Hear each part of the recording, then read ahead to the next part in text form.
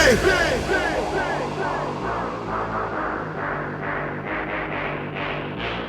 I do it big.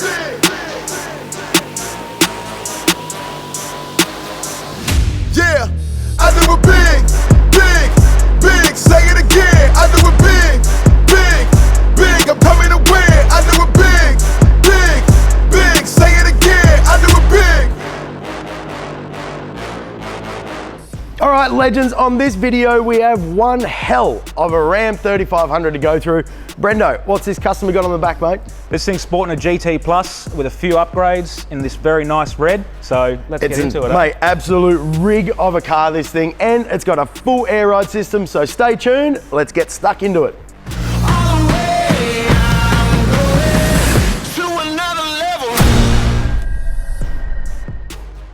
All right, now we've got the formalities out of the way. Joining me on this video is Brendo. Brendo's joined the team here at Core Off-Road just recently. Mate, you got over a decade of experience in the four-wheel drive industry, and it runs in his blood from his family, originally having a four-wheel drive business. So Brendo's gonna be doing the walk around with us. There is two Brendos now, so B1, B2. So if you are talking to the team with the Canopy sales side of things, there is two Brendos, so keep that in mind. Mate, let's get stuck into this one. So they picked a really interesting colour for the car. It's called Delmonica Red. The customers ordered this car specifically from the factory with a few little secret upgrades that we want to talk about. Mate, it is an absolute beast of a thing, this thing. So 3500 Ram, it is the HO version, so a high output. It's got the full blackout kit, all that kind of stuff. The one part that is really cool on this thing is it has a full Kelderman Air Ride System. So for those of you that don't know, with the Kelderman system, it basically removes all coil springs or leaf springs in the rear for the 3500 and does a full over jacket airbag so that you can control the height of the vehicle. Everything from auto leveling through to, it's basically a 6-inch lift kit that you have 6 inches of travel that you can play with based on the air pressure. So when you are down the beach, for example, and one thing with these US trucks is they are quite high, the customer then has the option, push the button and the vehicle will drop down 6 inches to make everything a hell of a lot easier to access and get into. So the Kelderman system with the full air ride is an absolute killer of a kit and something that needs to be considered if you are game. It is not a cheap system, is it, Brendo? Not at all.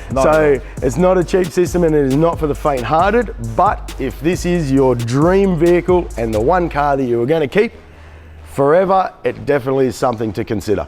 Give me more.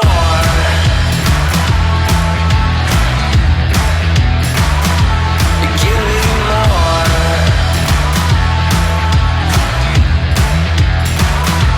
On the count of 1, 2, 3, 4, you got to give me more. All right, now moving through to the good bit, the canopy. So a bit of info for you guys, our standard Ram 3500 and 2500 in relation just to dimensions. So the tray is 2350 long and it's 2020 wide.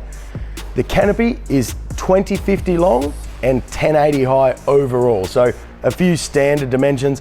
On the outside of things, obviously our mud guards are standard on each one. Under tray boxes, now with the Rams, you get obviously front under tray boxes and rear. It's a hell of a lot of storage, isn't it, Brendo? Oh yeah, absolutely. It makes a massive difference for things like recovery gear and all that kind of stuff. Moving through, mate, what do we got on the inside of this bad boy? So on the inside is the classic GT Plus setup. So we've got plenty of storage. It's a storage focused setup. The customer's opted for a very big 400 amp lithium battery. He's got the space, he might as well use it.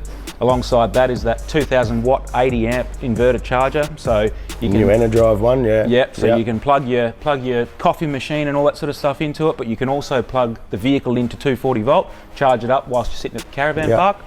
Now that GT Plus, so it was a bit of a remake, I guess, from our original GT. So the original GT just had one drawer here underneath the comp tower, and the whole rear of the canopy was just a flat floor. For customers who are towing a caravan or a camper trailer, you're not necessarily planning on living out of the car or camping out of the vehicle. That GT Plus is storage focused, big time. Absolutely. So what we basically did was created a full false floor and you get 5 drawers chucked in. So this customer has opted for the angle 30 litre on this side and there is another one on the other side. So that storage side of things with the GT Plus and like even the drawers. Now this is accentuated on a Ram because we've got the extra 200 odd mil of width compared to say a 79 series. That storage side of things is massive, isn't it? It's massive. And other standard features, Brendo? So the compressor, obviously every Canopy model we do has a compressor with a 9-meter air hose reel. Yep. Central locking, mate, in the doors. Standard lighting. Now, one cool thing, if I don't smack you in the head there, Brendo, our new Canopies have a mercury switch that's built into the door. So I don't know if you punters can see this at home. As you go to close the door, the lights automatically turn off. So up in the door lock cover here is a small little PC board that our electrical team have designed. That gets bolted in, and soldered into that is a little mercury switch, which is quite simple. It's a little glass case surround that's got a drop of mercury, and in the bottom of it is 2 pins. So as you open the door, the mercury drops down, short circuits the 2 pins, turns the light on. It's very simple. A mercury switch would never break. There's nothing that can hit it or touch it up there, and over corrugations and things like that, it'll definitely handle it. So it's a small feature that has been upgraded recently on the Canopies just to make that a little bit easier for customers. You can leave your lights on as soon as you open the door. The lights on that side of the canopy. Less to have to remember. Yeah, that's right. Yep. A few other standard things. I know we've been through it before. We watch customers at shows and that, and they get to these locks and they're like, ooh, they can't open them. So our locks on our drawers are compression. So it's basically to unlock, or lock 180 degrees to the right, unlock 180 degrees to the left. Now the first part on that lock is the actual locking mechanism. The second part is a compression. So why that is important to you guys, I guess when you load that drawer with 50 kilos worth of stuff, if that drawer doesn't have that compression side of things, it gets movement in it from the weight in it, and it can flog out things like locks and all that kind of jazz. So little feature, and if you are looking at one of our Canopies or you're at one of the shows, 180 degrees to the left, do not rip them off like some people do at shows, you'd be surprised. Other standard stuff, I guess Brendo touched on the air compressor, driver side compartment. Now with our US trucks, we do have a hell of a lot of room to play with. So the comp tower on this side on a US truck, you actually get 2 full length storage compartments. The center we've used for the battery and the compressor, normal SIGGI outlet, twin USB, and then obviously your switches and everything like that to control your lights and your compressor on this side. Like the rest of the range, mate, we've got steady rock lights in the doors. Now that's all controlled just via an app, isn't it? Yep, nice and easy. Download the app, play with it, set it up to whatever color you want, make it red, make it yellow, or make it dance to your music if you want to. Yeah, for sure. Yeah, it's pretty cool. Cole, the cameraman's shaking a little jig now. So storage wise, I guess that GT model, what it's designed for, who it's focusing on is someone towing a caravan or a camper trailer, maybe a tradie. But storage is key with this GT Plus, and it is, especially on a canopy like this. Yeah. Mate, it's phenomenal. It's real estate. You could almost charge someone rent to live in here. Yeah, that's right. It's huge. If you're in Sydney, you'd get at least $1,000 a week. Exactly. Yeah. So look, we'll move around to the back and keep running through these features, Brendo? Yep, let's do it. So at the back of this thing, the customer's opted for the 2 spare wheel holders. This customer's got 37-inch tyres, so sitting at home, waiting, ready to go. They've got to be pretty heavy duty and ready to take those. Yep. The other thing that we've done here too, our design team has reintegrated the factory cameras. So these cars come with a pretty cool camera system. They've got 3 cameras. You've got 2 up the top and 1 down the bottom. We've had to 3D print a custom housing basically to hold it in, and so our design team are magicians. They are very good at what they do, and they have designed a really nice little way to do so. That 3D printing these days, mate, like I can tell you now, our 3D printer in the engineer's office pretty well runs all day, every Non-stop. day. Everything from printing coffee machine mounts. One of the main components is sensor housings. So the rear sensor housings, to get that factory form and fit, our engineers design new housings that adapts the sensor to suit our product, but it still has that factory fit on the back. That 3D printing side of things. The new camera mount is pretty cool, mate. I think it's like 14 hours it actually takes to print that camera housing. So we pushed go in the afternoon and come back, and it's done by 10 o'clock the next morning. So no human interaction, I guess, with the print. It is pretty funny though when the engineers do get it wrong, and you come in the morning, there's just a big box full of spaghetti, plastic spaghetti in there. Something's gone pear-shaped. But when you do get it right, it is absolutely spot on. The integration side of things with the sensors, anyone who's mucked around with these things, the sensors don't like any aluminium around them or anything conductive. The sensor then starts to wig out. So doing the new surround, keeps anything metallic away from the sensor. The surround then integrates back in and the new one clips in at the back, much like it would from factory. So that 3D printer side of things, and there is a hell of a lot of parts these days, including our coffee machine mount and all that kind of stuff, that are all 3D printed. Brendo, trundle drawer. Yep, so as usual, we love to put a trundle drawer at the back of these. The Ram has a pretty big one, which is pretty nice. Yep. Really, really handy to grab your Weber, chuck it on, use it for a bench top. Even just the storage. Plenty of storage, Yeah, of course. storage side of things. Really handy for any of your dirty gear or bits and pieces that you don't want floating around inside the canopy. And with the trundle drawer, one thing for you guys at home, the trundle drawer is a trade-off between rear trundle drawer and water tanks. Now, Got to find a balance. One thing that I'm still baffled when I look at other canopies, camper trailers, caravans, that, you know, these things are marketed to go to the end of the earth and back, but they have a 40 litre water tank. You can't go to the end of the earth and back with 40 litres of water. Now, anybody who's done serious touring, you know the first thing that is going to bring you back to town or civilization is water. I say it all the time, we can pack food for as long as you want. And as long as you got a spear gun and a fishing rod and you're not scared of sharks, really, you'd eat like kings. That's right. But water is absolutely critical. Now, with our US range, we have 2 of our 80 litre tanks. So it's giving you 160 litres of water. Even if you are towing a caravan, if the van is remote, at least with 160 litres, you've got the option to go into town. That's right. Fill your water tanks up, come back, pump it into your van and keep you going. So that water storage side of things, and from my point of view, and look, give us a comment, let us know what you guys think, whether you would rather trundle drawer or water storage. Now, if you're serious about touring, that water storage side of things is critical.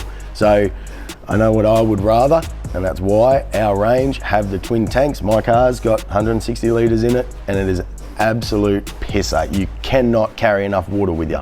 Definitely not. For a bit of a trade-off to make it a bit shorter trundle drawer, you do have plenty of storage, regardless. You know, between under tray boxes and all that kind of stuff. So that water storage is critical, definitely. Other options around the back, I guess, Brendo, some of the other builds we got dirty gear bags. Dirty gear bags with the sail track, nice and easy to remove and put back on. We've got jerry can holders from Overlander who do a really, really cool locking system. They're nice and slimline, so they sit real flush up against the back of the canopy. Look really good, look like they're meant to be there, really. And the Nomad? The Nomad ladder. The Nomad ladder. Nomad ladder. Yep, since I first started here, I don't think I've ever seen a better ladder on the market, so there you go, I'm pretty happy with that. It makes it easy for customers. Yeah, absolutely. It folds out really, really well. It has that nice 15-degree kick, I believe. 15-degree rack, so you're not feeling like you're climbing up a manhole cover or something. You're climbing up into your nice rooftop tent, so that's really, really handy. And it does make a difference, like even with kids. I know our kids, I don't stress out. We had an iCamper previously on my 79 series.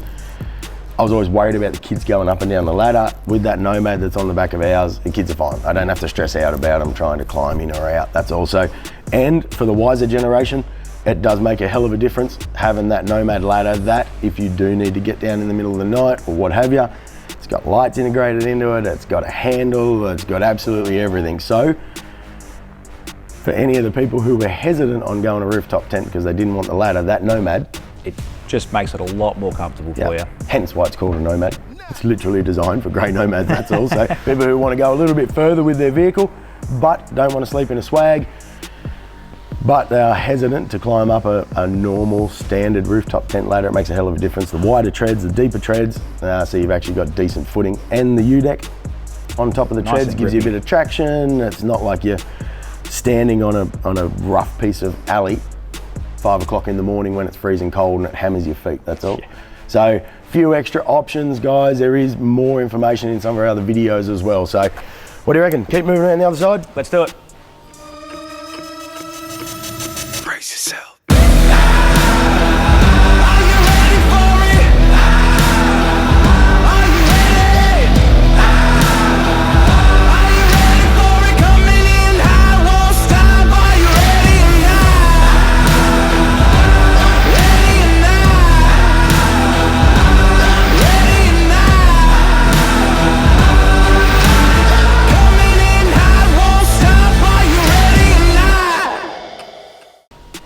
right, before we get round into the passenger side of this Canopy, legends, if you're enjoying the video, give us a like, subscribe, and ring that bell notification to stay up to date with all of Core Off-Road's latest videos and content that's coming out. So on this passenger side, Brendo, mate, what else has the customer got? Well, at the top, we've got 570 watts of solar, which is fantastic for this system. It's going to keep it charged up really well. Obviously, whilst running 2,000 watts inverters and bits and pieces like that, you can chew a bit of juice. Yep. So pumping it in as hard and as fast as you can is really, really good. And maintaining your system via solar, that's one thing, you know, we say to customers all the time, it is one of them things that literally you cannot have enough of. No. So having that solar to maintain your battery system, even if you were just parked up for the day, and you know, this customer's got 3 fridges, you're about to find out, there's 2 more on this side. Them 3 fridges, once all of them are running, if you're up north somewhere on average, don't smash me in the comments, but we say 5 amps per fridge, for example, you know, it's 15 amps. Technically with this solar system, with the 570 watts, he is going to be 100% maintained. Wow. As long as he is in the sun, he's going to be putting in more than he's going to be using. Exactly. That's what we say when we're talking about solar systems and being maintained, is it basically is self-sufficient. It then keeps everything topped up. You don't have to worry about it. Exactly right. No. Makes a hell of a difference with that solar system. Another standard feature, Bushwhacker awning, Yep. which is the 270-degree extreme darkness with the D-zip. So if you do have a rooftop tent, you open it all the way up. You've got that nice little D-zip that you can undo and climb up into your rooftop tent with ease. Don't have to put the awning down. Yep. And mate, these ones have got the new lights in them. Yes, so the new multicolour lights, so you got your white and your amber, and you can also dim them and brighten them if you need to, Yep. which is also really handy at night time. Yeah, for sure. I know my one's only got the lights, I think, in 2 arms. Mine was an earlier generation.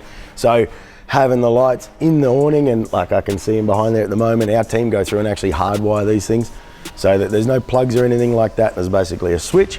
So when you open your awning up, it's quick and easy. That's right. Flick the switch on and flick the switch on each of the arms of the awning. It does make a hell of a difference, definitely. Now, getting into inside. Quick little thing, under tray boxes as standard, as we said before on the other side with Rams, so you get a front one and rear, but on the inside, GT Plus. What do we got? So on this side, we've got a nice big storage door again on this side. The SB30 fridge, which obviously can be a little freezer as well if you need it to be. Yep. We got our nice switch panel with the ePro monitor, all your resettable fuses and your switches for all your lights and that, a couple of USBs, and then we've got the Dometic fridge. Yep. Now this is the CRX model. That's right. So they've got the new NRX that's starting to come through with some of our builds. Fridge and freezer, Brendo. Now, technically, I know on paper, and some of you keyboard warriors will once again probably smash us for saying this is a freezer. Technically, a freezer needs to go to minus 18 degrees, right? That's reality. Nearly every chest fridge, do you know what I mean, from the Dometic range or what have you, will go to minus 16 degrees. I know I've got a Dometic 30 litre drawer fridge. Mine goes, I think, to 2 degrees. These go to minus 6. So 8 degrees colder than what mine is. Now, I know with mine, if it's a WA day like today and it's 18 degrees and I've got my Dometic fridge on full tit, cranked up, it'll freeze my beers. So with these going 6 degrees cooler or 8 degrees cooler, it will act as a freezer. If you're up north and the ambient temperature is 50 degrees, maybe not. That's all. Personally, I've never used the Angle one. I run all Dometic gear in mine. They are a pretty cool little unit. I know mine, for example, I think I can fit 42 cans in mine. It's something pretty close to that for this one as well. Yeah, so, and the big thing I say to people all the time, or people say, oh, how do you deal with the beers rolling around in there? It's common sense prevails, right? So I run the old layover system. So if my drawer fridge is chock-a-block full of beers, as half a dozen come out, for example, I then start to lay some of the other ones down to fill the void. Yeah. So as you're drinking them, you keep laying them down to create more volume or more area so that your beers aren't all sliding around. GT Plus side of things, this drawer is a little bit shorter than the other side. So that split in the drawer system is basically behind the fridge, isn't it? That's right. So the drawer on this side is a little bit shorter. There is a couple of options and upgrades that you can do, but pretty much the GT Plus is bog stock. Brendo touched before, so EnerDrive, ePro, fuses and switches, internal lighting, and then obviously this side also has that Mercury switch in the door. So when you open it up, and your party lights and central locking is all built into it. I think we've pretty well covered it, mate, on this side. That bushwhacker awning, once again, it's a key part of your touring gear. And honestly, it's probably one thing that you're going to use the most. One good thing with this is that air ride system, so it is going to make it easy to open that awning, because I know right now, to be honest, I'd be able to reach it, but by the time I take me boots off and you have a little bit of sinkage in the sand, there's probably not much chance I'd be able to reach that. A little bit of struggle there, a little bit. I know with my vehicle, if it is a bit sandy, I normally put the brakes on and give the back wheels a little bit of a spin and sink the back end down, that's all. It does make it a hell of a lot easier to open that awning up. Moving around, guys, we'll get stuck into these last bits. All right, so we touched on that air ride system a little bit earlier, and since I were just talking about the bushwhacker, being able to access it, one really cool thing about this is that it has a full air ride system built into it. So for a vehicle like this,